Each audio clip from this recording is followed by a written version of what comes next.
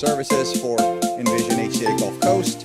I am super excited to have Dr. Nadir Ali come speak with us today. Dr. Ali is a well-renowned board-certified cardiologist. He is an expert on optimal health and nutrition. He has hundreds of YouTube videos.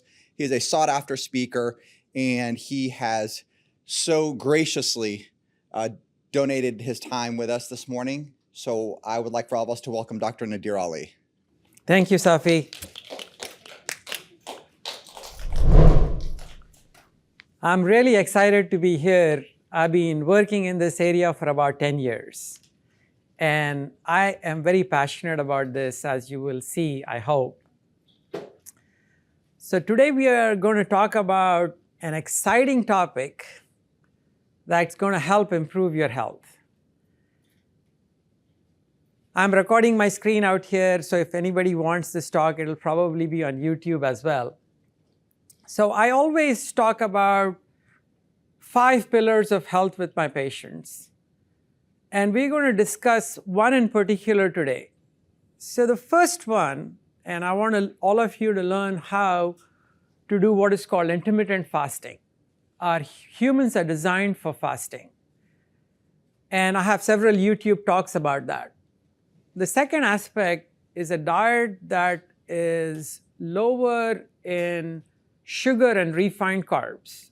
So that donut out there that you guys see is perhaps one of the worst ways to make your health not good. The thing that we're going to talk today about is calorie restriction. So how do you eat less? And we will go into details about that. You all know about movement. Another important aspect of health is sleep. So those are the 5 pillars, but today we're going to focus on calorie restriction. So when we talk about calorie restriction, we're going to go through animal data. What does animal data tell us that it's useful? Some human data. We're going to talk about the biology of hunger. And finally, I've been doing this for about 10 years, and I know how to counsel people. And I'm going to give you my 5 best ideas on how you can make this behavior change. So at the outset, when I talk about calorie restriction, it does not go against intermittent fasting. Some people think that when you talk about eating less, that it doesn't go along with fasting. But fasting and calorie restriction go hand in hand. The reason is that when you do fast, the size of your stomach shrinks. And many people are under the misconception that when they fast, they think that when it's time to eat, that they're going to overeat. But studies have shown that when you do fasting, like let's say you eat 1 meal a day rather than 3 meals a day, in that 1 meal, you're never going to be able to eat the equivalent of 3 meals. If you eat 2 meals a day, you're never going to accomplish the equivalent of 3 meals in terms of caloric intake.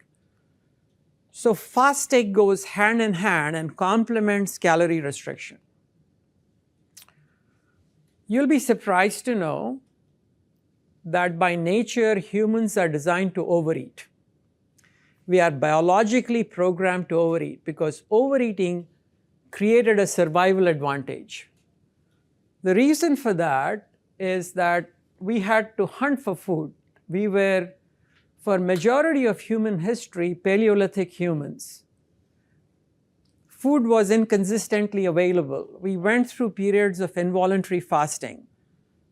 So if you were to overeat through your biology, you would survive these periods. What was an advantage to the ancient human is a disadvantage to you because now we have constant food availability through agriculture, through refrigerator, and through some ingenious food engineering. You would be surprised that there is a whole science of food engineering that is designed to make you overeat. So the first one of this, and I don't know if somebody can reduce the lights a little bit, but if not, it's also okay. Have you ever heard about this Dorito roulette chips? Maybe you have not. But what these chips are is that they have a variable hotness index. Thank you, that helps. A variable hotness index is that each chip is designed slightly differently. Every 6th or 7th chip has a lot of hotness in it. And you would think that just by varying the hotness of that chip that you would eat less, but science has shown that you would do exactly what the companies are asking you to do. And then there is another gentleman, and I don't know how many of you have heard of this gentleman. Anybody out here? This guy is what's known as, his name is Howard Moskowitz. And he used his talents with mathematics and food tasting to improve Prego sauce with the right amount of sugar, salt, and flavor so that you would consume more of it. And he did the same to Dr. Pepper. So there is, if you give somebody with one overwhelming taste, you would not consume that food for long. Whereas if you balance the flavor in such a way, you would consume more of it. Any of you have heard about B.F. Skinner? He was a famous American psychologist who did what is called the pigeon experiments. And the reason I put that up is because I want to show you how that variable hotness is making you create an addictive behavior. So what Dr. Skinner did was that he took a pigeon. The pigeon would peck a lever, would get rewarded with food, and this created a habit. He would peck the lever, get food. But after some time, he said, let me change the experiment. And in the experimental change, he said that I would give the food randomly. Instead of every peck giving a pellet of food, it would be a variable number of pecks. Sometimes you would peck once and you would get food. Sometimes you would have to peck 10 times. By the way, the same thing has been used by Las Vegas casinos with their slot machines. What he found was surprising, that to his surprise, he noticed something unbelievable. The pigeons went berserk. Instead of pecking just a few times to get their food, a single pigeon pecked, the record was 87,000 times over a 14-hour period. So just by making that reward variable, just like in the chips, and just like making the slot machine reward variable, you are able to promote a behavior. Now, the food industry has learned from the Skinner box, and they want to capture and manipulate your mind to get you hopelessly addicted, and there is no ethical czar who is trying to carefully regulate this food industry. So what we are going to do next is change gears and learn how calorie restriction will help. We'll look at studies in mice, in rhesus monkeys, and then in humans. So what is the data in mice? So this group of researchers took mice, and to one group they said, you can have as much food as you want, ad libitum. Now these mice were heavier. To a second group they said, we would do 20% calorie restriction. And to a third group they said, we would reduce calories by about 65%. In other words, they were given only about 35% of the calories that the ad libitum, the free food mice took. You can see that the weight is very different, from 50 grams to about 38 grams to about 20 grams. Which group of mice do you think lived longer? So the ad libitum mouse, the mice that were given as much food as they wanted, almost all of them were dead at 35 months. By restricting calories by 20%, they lived 7 months longer. But when calories were restricted by 65%, they lived 20 months longer. You expanded their lifespan by 65%. Now you would say mice are not humans. So this group at University of Wisconsin, it's a primate research center, took rhesus monkeys And rhesus monkeys live in captivity for an average of 28 years. They live up to 40 years as their maximum lifespan. So at about 7 to 10 years of age, they divided this into two groups. One group got as much food as they wanted, which is the ad libitum group. The second group, they said, we're going to restrict their calories by about 30%. So you can see there were 38 monkeys in this and 38 monkeys in this group. Now, these monkeys were given junk food, just like we Americans eat. So it's called a standard American diet, or SAD. You can see that 28% of their calories came from sugar, 30% from cornstarch. Corn oil, vegetable oil is perhaps one of the worst ways to cook food. When you get cooked food and fried food in peanut oil, corn oil, sunflower oil, that's one of the best ways to get sick. The ancient way of cooking in lard was much better. And for one reason or the other, lard has gone out of fashion. So they were really given junk food, just like Americans did. And the control group got as much as they wanted. The restricted group just got 30% less. Just for clarity, the funding for this was in 3 different periods. So initially 15 monkeys were enrolled, and then another 15, and then finally an 8 to get to the number of 38 in each group. There was an analysis at about 8 years, an interim analysis. This study is not a short duration study. A typical drug trial is about 1 year to 5 years. This study was for 20 years. So at 8 years, they took these monkeys and they were looking at their body weight in the 3 different groups. You can see that the body weight of the ad libitum monkeys was much greater than the body weight of the calorie restricted monkeys. Group 1, Group 2, and Group 3. All 3 groups, the body weight was lower. Now this is the amount of fat they had. This is the control group. This is fat in the abdomen. This is fat in different locations like the lower leg.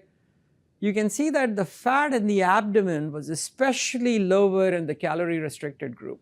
Many of you know that there is an epidemic of diabetes in this country. And what was found is that the control group with ad libitum had higher sugars compared to the calorie restricted group. And insulin, which makes you fat, because insulin is a hormone that is released in response to you eating carbs. And what insulin does is that it gives the body a signal that you're starving, that you should store fat and not burn fat. The insulin levels were much lower in the group that was calorie restricted. So this is for group 1. And then the subsequent groups that were enrolled, the same data was observed. Lower sugars in the bloodstream and lower insulin levels. Now, this is a hunger hormone which is called leptin. And leptin levels are higher the larger the fat mass that you have. If you take somebody who's obese, the leptin levels are higher. Now, leptin is supposed to go and tell the brain that you should stop eating, because you have enough fat reserves, that you should curtail your appetite, that you should increase your activity. However, what has recently been discovered is that if you have high leptin levels and have high insulin levels, the brain cannot see the leptin. So the leptin does not work. You are leptin resistant. So a person who is heavy has higher leptin levels, but it doesn't work. And same was the case with these monkeys.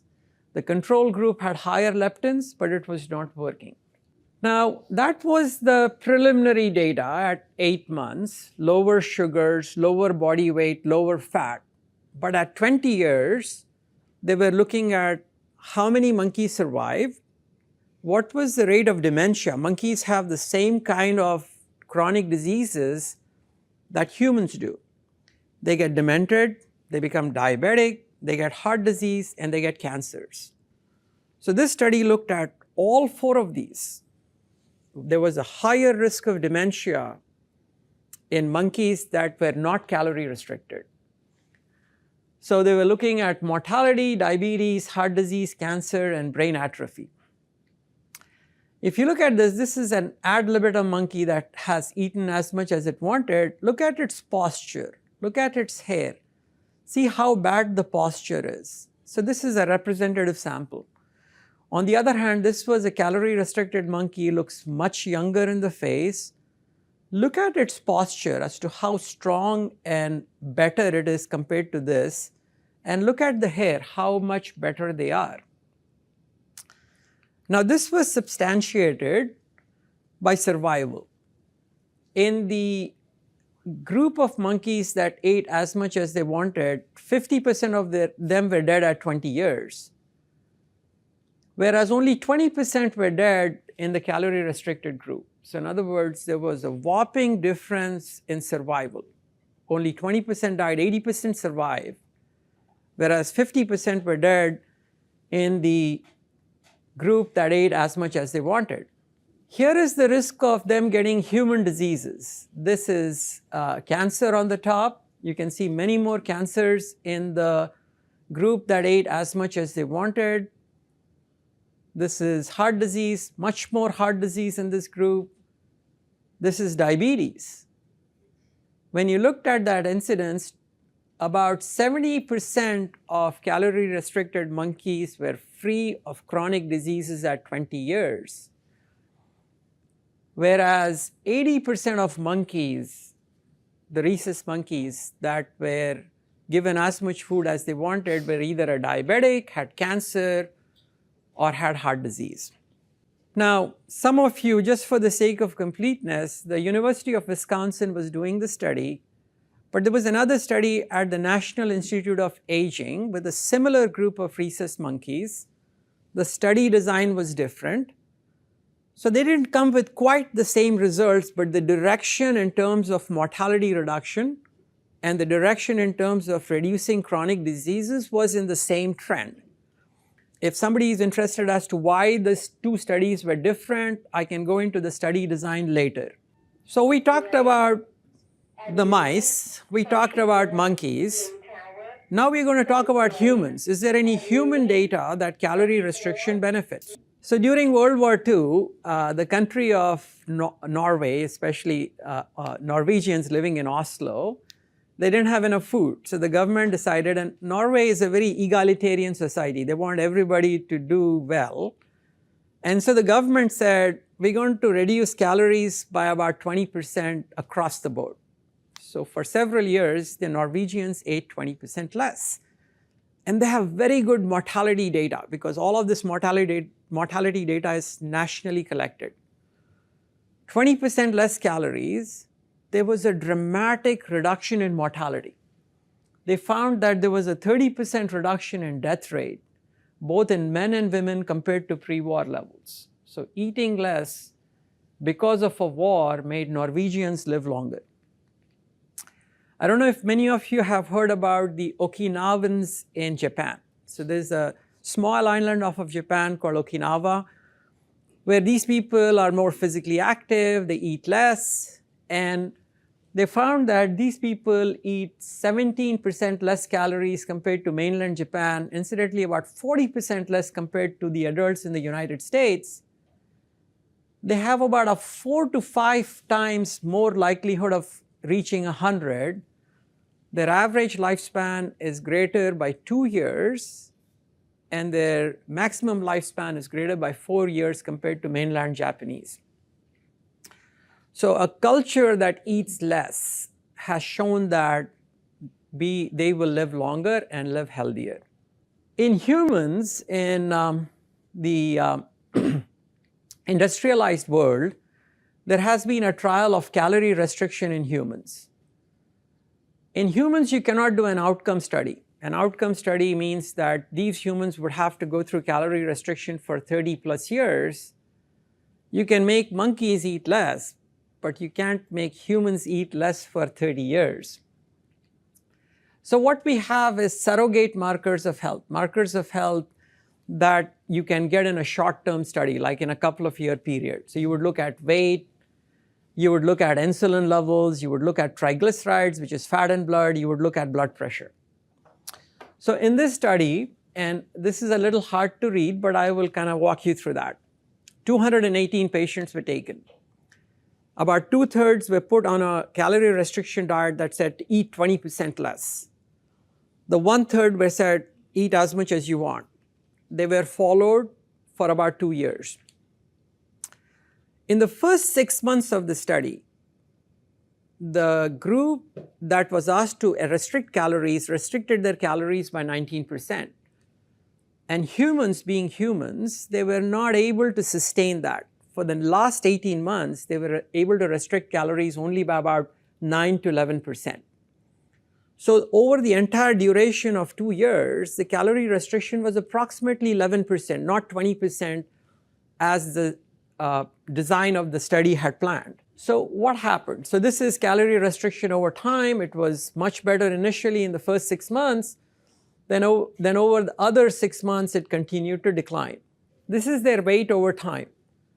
This is the unrestricted group, the ad libitum group. See how they maintained their weight? This is the calorie restriction group. They lost weight and they maintained it despite eating more. This difference is about 8 kilograms. So translated into American terms, that's about 21 to 22 pounds of weight loss in this group. This is their metabolic rate. The resting metabolic rate was lower. This is their total daily energy expenditure. Because they were eating less, they were consuming or burning less energy.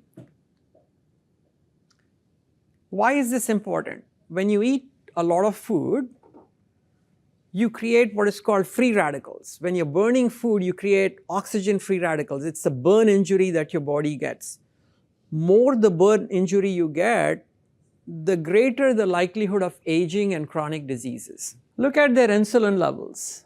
Insulin levels in the calorie restricted groups was much lower. So when you have lower insulin levels, you're more fat burning, you're not fat storing. Look at their blood pressures. Their blood pressures was much lower compared to the ad libitum group, in which the blood pressure actually went up. So what I didn't get to show you here is that their triglyceride levels, the levels of fat in their blood was much lower.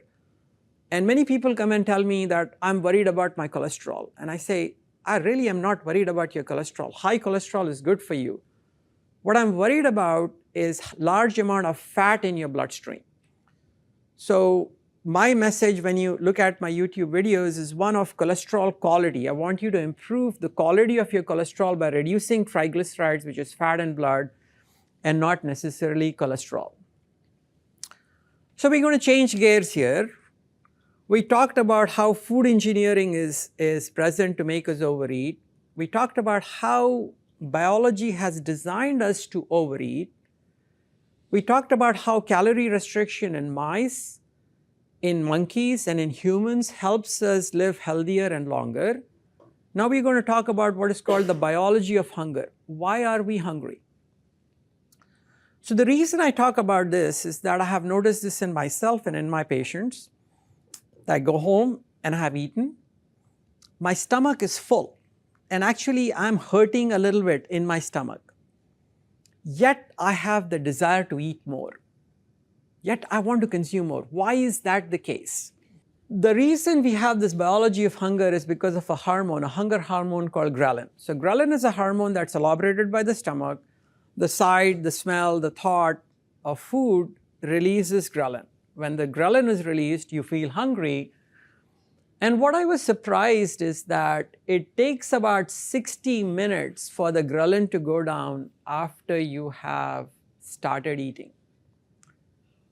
And nature designed this because it wanted us to overeat in the past. It's no longer a survival advantage. So if you eat until you are full, you have overeaten. There are several cultures. The Japanese culture call it harahichibu, eat until you are 80% full. The German people say, don't put so much into the trash bag that you cannot tie a knot to it. There is similar saying in Muslims, and we will go into that a little bit. In order to modulate hunger with ghrelin, people took 9 healthy individuals and to each of them they gave an infusion of ghrelin. And they sent them to a lunch buffet, and they found that on an average, the people who got ghrelin consumed about 550 calories more during that lunch by infusing ghrelin. In a 24-hour period, and I wrote that wrong, they ate about 1,000 calories more. The other thing that happened is that people who were given ghrelin, when they were given a choice of, like, let's say lean meat, potato chips, donuts, and dessert, they leaned towards eating potato chips, donuts, and dessert, and left the healthier food and did not eat it. Saline group ate less calories, the ghrelin group ate about 1,000 calories. Each person was his own control. This is when they were given saline infusion, they ate less. Every person that was given ghrelin ate more than when they were given ghrelin and saline infusion. So in other words, giving a larger amount of ghrelin made everyone eat more. Now this one is their hunger score. It's a visual analog score. And what was found is that, and you may not be able to see it as well, that people who were given ghrelin had a higher hunger score than people who were given saline. So what happens to ghrelin with fasting? So you would think that when you are fasting that the ghrelin does not go up. And I was under the misimpression that the act of eating and the stomach getting full and stretching reduces ghrelin levels. Not so. The stretching of the stomach has nothing to do with reducing the levels of the hunger hormone. The biology of hunger hormone going down is 60 minutes, whether you're eating or you're not eating. So this is a group of individuals that were fasting for 24 hours, and you can see at lunchtime, even though they are not eating, the ghrelin went up. At dinner time it went up. It goes up at midnight also, and the reason the ghrelin peaks at midnight is because it promotes what is called growth hormone. Growth hormone is necessary for us to maintain lean muscle mass. It's necessary for us to be healthier in many different ways. And release of growth hormone is important, and that's why the midnight peak of ghrelin is an important aspect of our health, and then there is the breakfast peak as well. But what is important here is to realize is that as they continued their fast for 24 hours, the overall levels of ghrelin are going down. And another important aspect of it is that these people are not eating at all. They're not releasing insulin from the act of eating. But yet, if you ignore hunger and if you ignore ghrelin's stimulus for you to eat, eventually ghrelin goes down. Another thing that people don't understand is that it's cognitive control over ghrelin. When ghrelin goes up, it's going to make you feel hungry, but you can cognitively control it. You can say, hey, I'm not going to have food, and I'm going to control this. So they took a group of individuals and they said, we're going to do diet-induced weight loss. So here was a group at the beginning. They looked at their ghrelin levels. It was at a certain amount. Then after weight loss, you would expect that the ghrelin levels will go down. Not so. With weight loss, the ghrelin levels actually go up. They don't go down, and it is shown here in this slide quite well. So you can see that the ghrelin levels were higher in the group that had gone through weight loss than in the group that did not go through weight loss. One of the ways to reduce ghrelin is to cut out your stomach. And this is what happened in this group that had their stomach cut out. Their ghrelin levels were absent. But before you go to Dr. Do and get your stomach taken away, the stomach has a very important role in human health. It makes stomach acid, which neutralizes bacteria. The stomach acid is vital for you to absorb proteins and minerals and vitamin B12. So the last thing that I'm going to recommend to you to control your hunger is to go get the ghrelin out of your system by removing your stomach. Here is the important slide about ghrelin and growth hormone. The midnight peak of ghrelin increases your growth hormone, which is very important for health. You don't want to lose that. by getting rid of your stomach. So now that you know the science of calorie restriction, you know that by reducing the amount of calories, you prolong life, you reverse and prevent diabetes, you prevent high blood pressure, you control weight, you reduce cancer risk, you reduce the risks of dementia. Now is the time for me, and I'm in a little bit of an uncharted territory here because I'm a physician, I'm a scientist, I'm not as good a counselor, but I have done this for 10 years. I've counseled people for 10 years. And I want to give you my 5 best tricks on how to foster this behavior change. So let me take a shot at it. So these are my 5 ideas that I have compiled over almost a decade of clinical experience in this area. The first and easiest trick is that, let's say I'm fasting today and I'm not going to get a chance to eat until 2 o'clock. What I would do when I'm hungry is that I take a glass of water, put a 1/4 spoon of Himalayan pink salt and drink it. You'd be surprised how effective that is in staving off your hunger. So that's an easy trick. The second trick comes to me from James Clear, who has this beautiful book called The Habit and Atomic Habits. And in his book, he talks about 4 things that create and sustain a habit. The first one is the cue, the sight, the smell, the thought of that donut sitting right there is something that initiates a craving. That craving leads to a response which is eating this glazed donut. Eating that glazed donut creates a reward in my brain, and the brain says, let's do it again. This is so good, it's pleasing my brain, let's do it again. So in his book, and I strongly recommend you how these 4 laws of behavior change can be accomplished. This is how to foster a behavior, this is how to break a behavior. So makes the cue less available, make it invisible. Don't create a culture in which donuts are not permitted at your fire station. They cannot be there. Make it unattractive. Get into a program in which say, who is going to be the one who's not going to eat donut for the longest period of time, 2 months, 3 months. So that would make it unattractive to have it. Make it difficult. So like for example, I have a weakness for sweets. I like to eat sweets. But what I do is that I keep the sweets in my garage refrigerator and frozen, so that if I really want to have that sweets, I have to go down into the garage when I'm tired, take it out, defrost it and eat it. So it's making that behavior difficult. Make it unsatisfying. Somehow design a trick that's saying eating that, imagine, is going to make you feel bad in many different ways. Imagine yourself obese down the road, unhealthy down the road, demented down the road. So that was the second trick. The third trick can be best explained by the marshmallow, the Stanford marshmallow experiment. So by a show of hands, how many of you have heard about this experiment? Excellent. So there are a few people that have heard.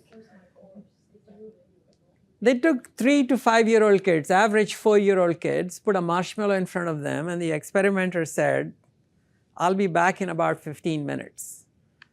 If you don't eat this marshmallow, I'll give you 2. So cruel for a 4-year-old. So this is a test of their willpower and their ability to delay gratification. 2 out of the 3 kids ate the marshmallow, 1 out of the 3 kids did not eat that marshmallow. Walter Mischel, who did the study, went back and looked at these kids when they were about to enter into college and restudied them. The kids that could delay their gratification, by the way, this skill is a combination of willpower and distraction. So when they went back to the kids, they found out that the kids had willpower to resist it, but also there was a technique called distraction, which is really the trick that I tell people. And distraction is that you have food in front of you, you should get busy doing something else. Like for me, go home, I'm hungry, my wife is fasting, she will not get to eat until 8 o'clock, I'm home at 6, I want to start eating, I have to wait until 8, I go to my bike room, I clean my bikes, or I do something with my bikes that's distraction that takes my thought away from eating food. So that's what the kids did. They thought they were playing a game with one of their friends, that they were elsewhere. So distraction is a very good technique to take you away from eating the food. But when Walter Mischel looked at this delayed gratification, 15 years later, he found that these kids had higher SAT scores, they were more confident, they had higher education, they were richer, they were earning more. So how many of you know about Snapchat? How many of you are on Snapchat? So do you know about a Snapchat streak? Do you know about a streak?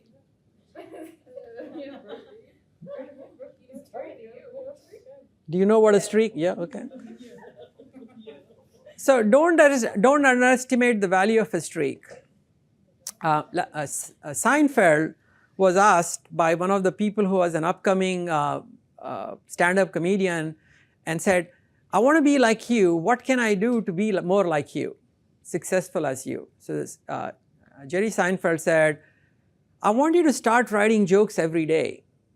And very soon you will find that you've written jokes for 3 or 4 days in a row, and that becomes a streak. And at the end of that, you would say, I don't want to break the streak, and you want to go to the 5th day, the 6th day, and the 7th day. So if you're doing an 18-hour fast for 2 to 3 days in a row, you would say, hey, I have a streak going. I don't want to stop the streak. I've been riding my bike back and forth from work for the last 2 years and 2 months. And that streak was unbroken until Wednesday of last week, when I had severe gastroenteritis, and I could not ride my bike to work because my blood pressure was low and my heart rate was high. But I did not want to break that streak. My wife had to lock my bikes and prevent me access to that, and that's what broke the streak. So I cannot tell you the importance of getting into a streak. The reason I'm using all these metaphors is because it's easier for you to learn and understand from history. How many of you have heard about Odysseus and the Sirens? So Odysseus was this Greek war hero. He won the Trojan War. He was going back home with his sailors, and they were going to pass this island where there are these sirens, these beautiful women that sing an enchanting song. And the sailors that hear that song turn their boat towards the rocks of the island, they crash and they perish. So Odysseus knew that, but he wanted to hear that song. So he tells his first mate, I'm going to put earwax in each one of you, and you're going to tie me to the mast. And no matter what I tell you, what actions and play acting I do, you're not going to untie me.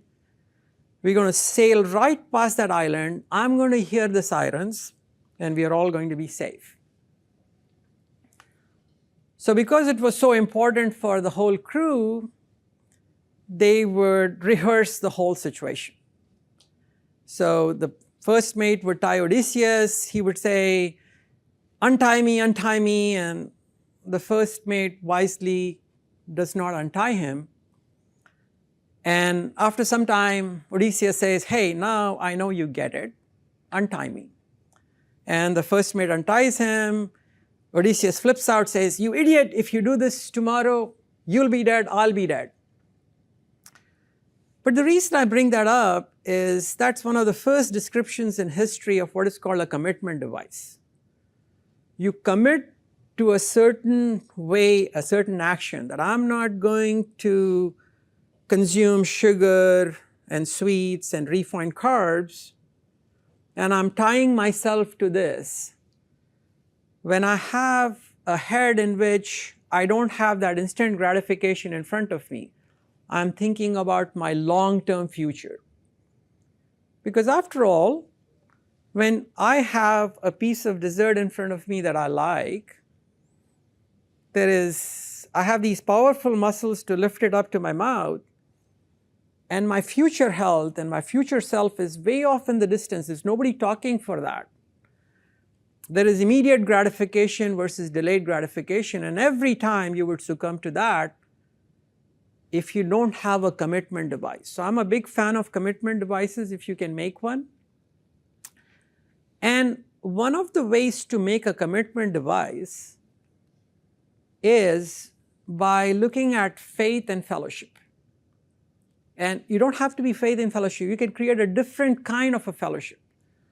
So you'd be surprised that this is the month of Ramadan, and the Muslims do fasting.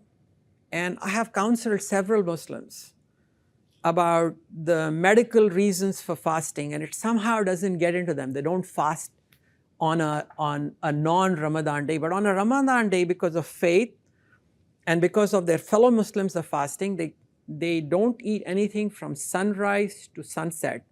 They don't even drink water. I just want you to imagine, just try it for one day and you will find how difficult that is. But one of the reasons they are able to do it is not just because of faith, but because other fellows are doing it and they belong to a fellowship. In North America, in Houston, in 2018, that fast lasted 18 hours. 18 hours without food or water or any type of drink. Okay, so what am I telling you in terms of the meaning of calorie restriction? So the meaning of calorie restriction is that you need to reprogram your brain to not listen to ghrelin.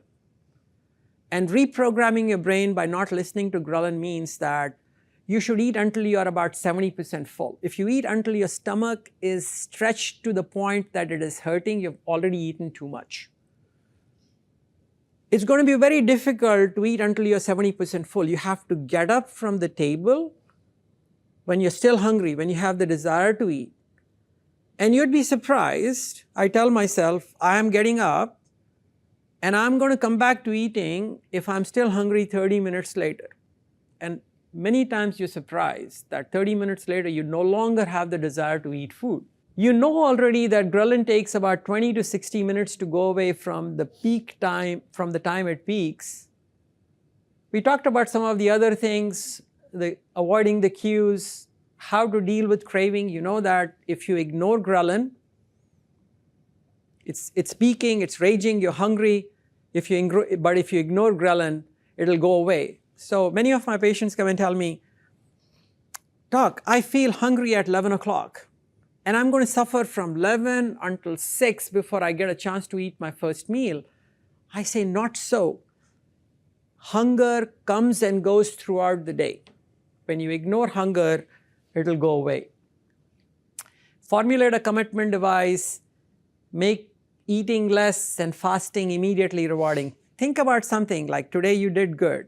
You ate 20% less. You fasted for 18 hours. You had 2 meals.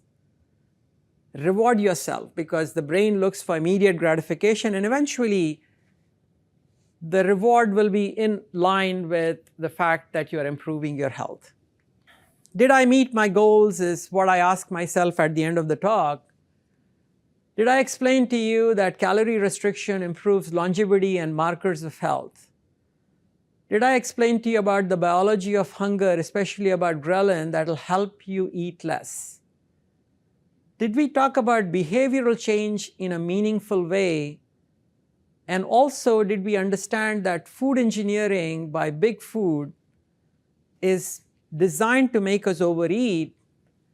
And I want you to decide on your own whether the 5 different techniques that I gave you to improve and foster a behavior change in terms of your eating habits and fasting will help you. So I thank you for your attention. I enjoyed this presentation, and hopefully it'll be useful to you.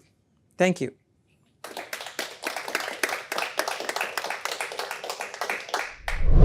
So you spoke about using lard to cook with as a preferred method, right? Absolutely. I use a lot of olive oil instead of lard. But then recently I've heard that ghee is a good alternative as well.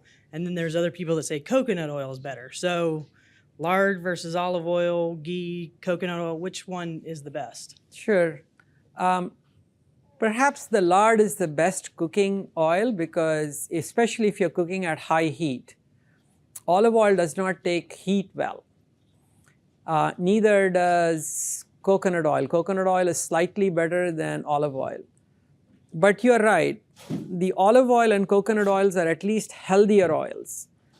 The other oils that we talked about, the peanut oil, the sunflower oil, the safflower oil, these are seed oils. These seed oils are made with a lot of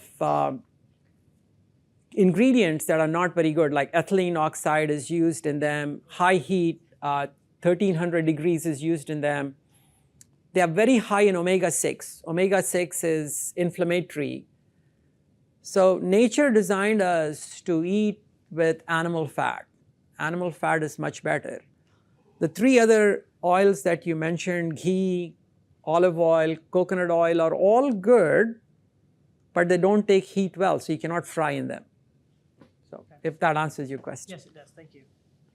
We talk about calorie restriction. Is there like a set calorie intake that you have specifically per person, or does it go by weight-based or anything like that to reduce it by 20, 30%? So very difficult question that you ask and very important question. So you are saying that you want exact macros, how much protein, how much fat, how much carbs you should eat, and what's the caloric content of each of this in a 24-hour period, individualized to somebody's body weight. Now when you do that, life becomes very difficult. You know, you're recording your macros, you're saying how much you're eating, you're counting calories, and you're going to give up. The simple rule of thumb is that if you make life simple, if you make something following something easier, then you will do it. If you do an 18-hour fast, or if you do one meal a day, which is called OMAD, your stomach size is going to shrink. You're going to already start eating less. If on top of that, you're cognizant that you're getting out or sitting up from the dining table before you're completely full, before your stomach says, I'm full, you're already practicing calorie restriction. I would first want you to give that a chance. It will work much better than trying to count calories. I have a question, Dr. Ali. So what about for those that are really active? That are really active, like physically active. Correct. Yeah. Sure. I think it works the same way. I am physically active, and I try to employ all these techniques on a daily basis. I used to think that since I come here on a bike, that I cannot survive until 2 o'clock without food. And I was surprised as to how easily I can survive until 2 o'clock without food, and it's very beneficial. And one of the reasons that's beneficial is one of the healthiest things to do is to exercise in the fasted state. So I ate at 7 o'clock last night. I came here on a bike. It was a 30-minute bike ride. The bike ride, I'm fat burning because I don't have much glycogen left since I've fasted overnight. And after you finish exercise, and if you don't immediately eat, the fat burning accelerates. And that is one of the healthiest things to do, is to empty your fat cells and reduce the amount of triglycerides in your bloodstream, because the next time you go to eat, you eat the fat, the body takes the fat and packs it into the fat cells in 5 minutes, and very little fat is left in your bloodstream. So I'm answering the question in a roundabout way, and that is that exercise will be synergistic with calorie restriction and fasting and improving your health, not counterintuitive. But do you find that it can also be catabolic, meaning do people lose muscle mass? That's a great question. So are you losing muscle mass by practicing what I'm practicing? And there is enough data that shows that intermittent fasting, like people who are into bodybuilding, they do routine intermittent fasting. And one of the reasons they do intermittent fasting is because when you do fasting, the levels of growth hormone go up. So there is a lot of data from the bodybuilder and weight community that fasting is actually beneficial in improving your muscle mass. So I don't think muscle mass goes down at all, unless you are in a situation in which you are really anorexic, you're not eating, and that's not going to be the situation for 99% of people. That's a good question. I know absolutely nothing about fasting. So fasting, let's say you do a 16-hour fasting period. Is there different areas of that fasting period you would want to work out to help accelerate the fat burning? Like, I know you don't want to, let's say, not work out 2 hours after you started fasting, and you were talking about how it can help accelerate and burn the fat easier. Or are we going to wait till halfway through the fasting or close to when fasting is over with? What would be a good point? I have not completely investigated that area, and I don't know if we have enough data on that. The question is that at what time after your fast should you exercise? Mm-hmm. And I don't know the answer to that, but I do know from studies that have done people with an overnight fast, like 14-hour fast, and you put them on a treadmill, and you see the amount of carb burning versus fat burning. Fat burning is higher. And after the fast, not giving them food, the fat burning gets accelerated. Mm-hmm. So I don't know the answer to your question, but I think that it may be effective in either situation. Okay. 2 hours after you have stopped eating, as long as you continue the fast. Like, let's say you do exercise and then you break your fast, then you would not be as fat burning as you would be otherwise. So probably closer to the beginning of the fast rather than the end of it. And you would make an argument that if you did it closer to the beginning of the fast, that you would be fat burning for the next 16 hours. And that would be much better than doing it at 14 hours and breaking your fast at 18 hours. So I don't know the answer to that, but you make sense. Thank you. Thank you.